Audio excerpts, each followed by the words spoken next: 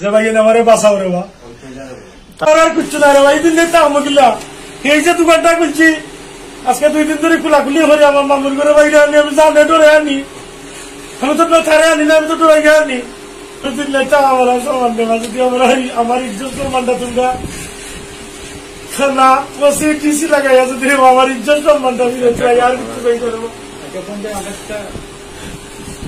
আর আমি কিচ্ছু চাই না রে বা সাংবাদিক ভাই আমি সবকিছু আপনারা টেনে করছি আর ঘটনাটা আর আমার ফিল্টার আপনারা দেখে যাই এই দুনিয়া এই ধরনের যদি হয় আমরা এই দেশে আসল মহিলার আমি প্রবাসী মানুষ আমার বাংলাদেশ প্রতি মায়া বেশি বাংলাদেশে আমি বছরে একবার আমার পাসপোর্ট দেখতে আর বা টিকিট দেখতে আর বা কতটা সিট আছে সব লইয়া গেছে কি তারা সব আমার সোনার চেন টেকা নিচে যদি বেশি হতে জানি না রে বা আমার দাদাও তো আমি লইয়া রয়েছি 10,66,500 টাকা এর ফলে তো মনে হইল আমার 2 পকেটে তোরা টাকা থাকে করেছে তারা আমি আরাম আমি দোকান কোন হইরা যারাম তারা 3টা মোটরসাইকেলে দিয়ে দিই আমি মোটরসাইকেল থাকিলাম তেলাম তো তারা বাড়ি আরম্ভ হয়েছে পয়লা গাইল দিছে যে তুই আর যাইতে পারতে না তুই ঈদের সব থাকতে পারতে না আমার বাড়িটা আমার ইচ্ছে মাইরেই মনে করলে আমার পকেটে রাখাইছে তো জিকায় 8 টাকা গুণানো কিতা করছো আমার জানের বয়া হয়েছে যে আমার মা মুড়ির লিছি টাকা আমার কাছে করছে মনে করি লোক দাবিছে চাচা আমার পয়সা দাও আমি কইছি না পয়সা এটা আমি খাবার করি না চাচা আমার লোকে বালু আমরা তো চাচা বালু মাইতে দিয়েছি না আমি তা করি না তে তুই দেশে থাকস কিলা এরকম কথাবার্তা কইছে আমি মনে করছি তা তো খয়লা কোনো খরচা না অন্যান্য মানুষের মাইরা খাইছে গরিব গুড়ারে চাতাইয়া খাইছে খার গরিব গুড়া তার লগে উসলপুর দুগুড়াপুর কুমার খাতা আমোদপুর পানি খাতা ফারপুর বনগাঁও তার লগে ফটা মাতার মতো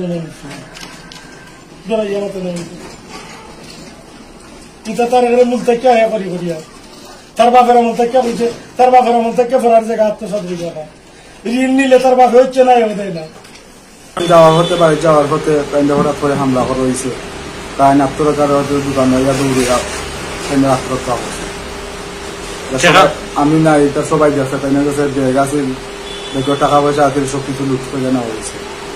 আপনার নামটা কিটা? আমার নাম জুনু মিয়া।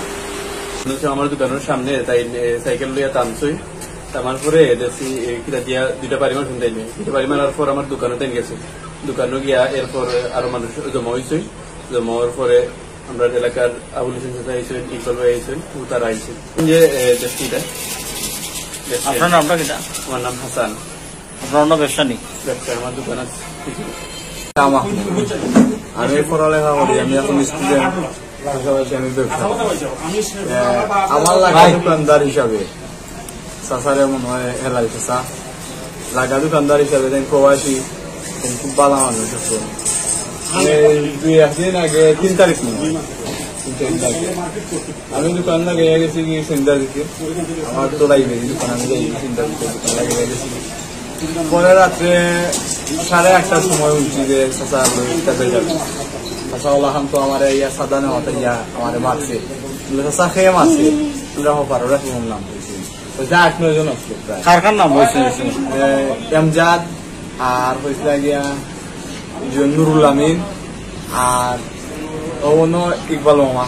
আমি গাইছি যে চাচারা লইয়া মেডিকেল যাওয়া হয়েছে চাচা আমার লাগে আমার লাগা দোকানটা যাওয়ার পরে ঠান্ডা দুটো হোকা ঠান্ডা বাড়ি মারা হয়েছে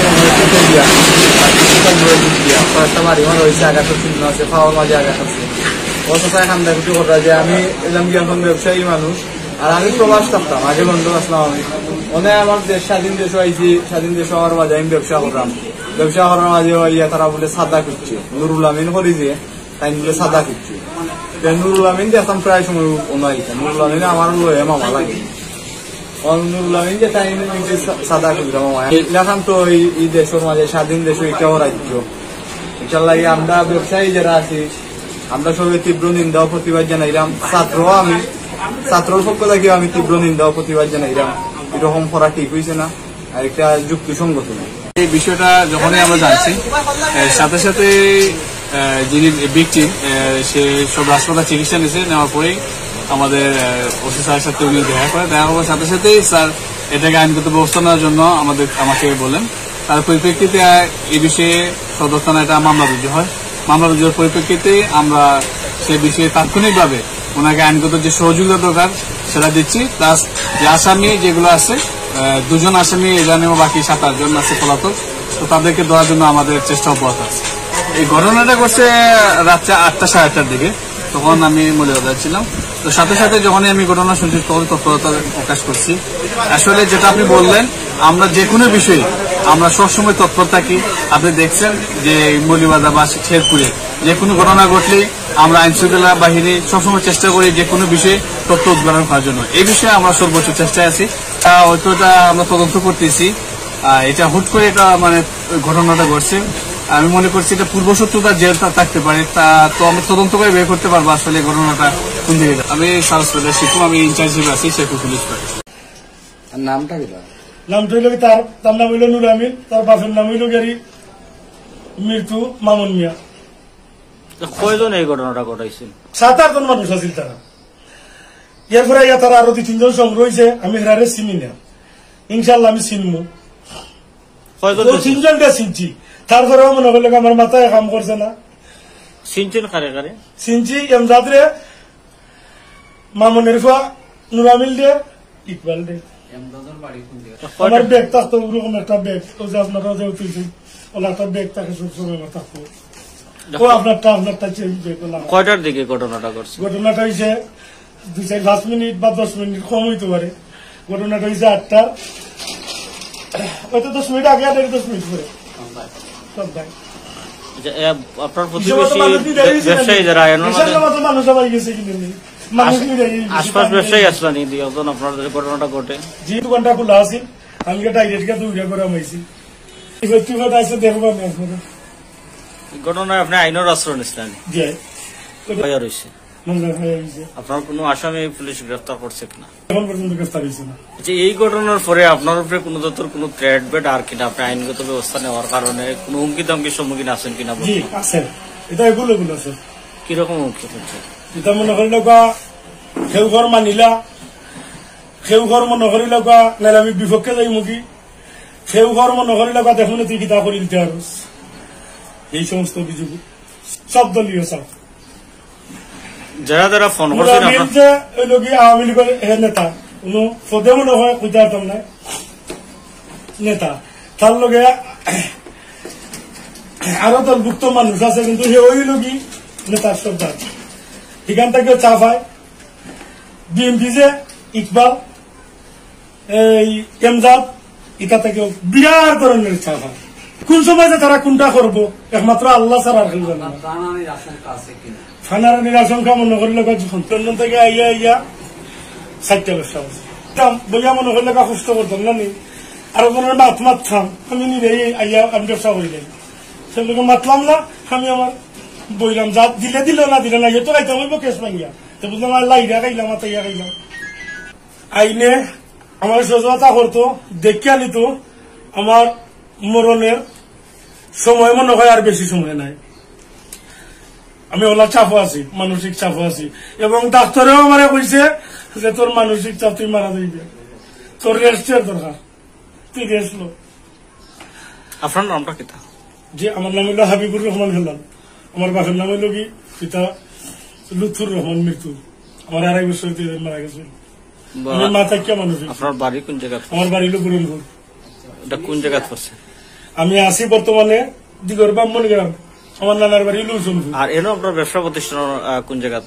এইটা আছিল ব্যবসা, আর একটা আছিল আমার ও যেন যে জায়গা ঘটনাটা করছে এটা হলো টিসিবি মার্কেট, আজাদপুর স্কুলের সামনে। এটা কিন্তু বিল্ডিংটা মালিকানা না সরকারি? সরকারি। আমার দেশবাসীর সাহায্য করতো, আপনারা সাহায্য করতা, প্রশাসনের সাহায্য করতো, বাংলাদেশ সরকার যে ওই থাকুক, আমার লাগানি মানুষ যত বিপদ আছে তারা সাহায্য করতো সবে। তাই লুটপাট করারও তারা এরা কিন্তু স্থানীয় প্রভাবশালী নি যারা এগুলা করে, যে প্রভাবশালী লোক মনে হয় এরা প্রভাবশালী দল, ইষ্টে গুষ্টে তারা প্রভাবশালী মানুষ। আপনার কাছে আসা হতো কিন্তু আমরা 5টা-4টা বাই দিতাম, আপনারাই কোন চাই নিতা করা আসতে ঝুঁকাই লাগেনি, আমরা তো আগেও নেই দেখো মাইকে পাল্টানি যাইনি, আমি কি তা আমি আমার দোকান চেয়ে ফারি আপনার মনে হরিল আতে 100 দিব। আমার দোকান চেয়ে যেখানে হমারি ঘটনা করে হাইও আইতা না প্রায় 150-125 দিব।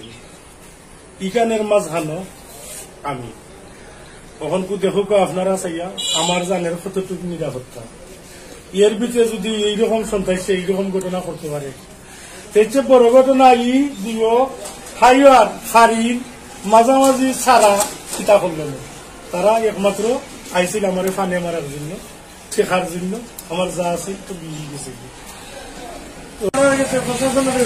আমার দোকানটা যেহেতু আমার হাত দিলাইছে আর কিছু বাকি রাখতো না আমার বিশ্বাস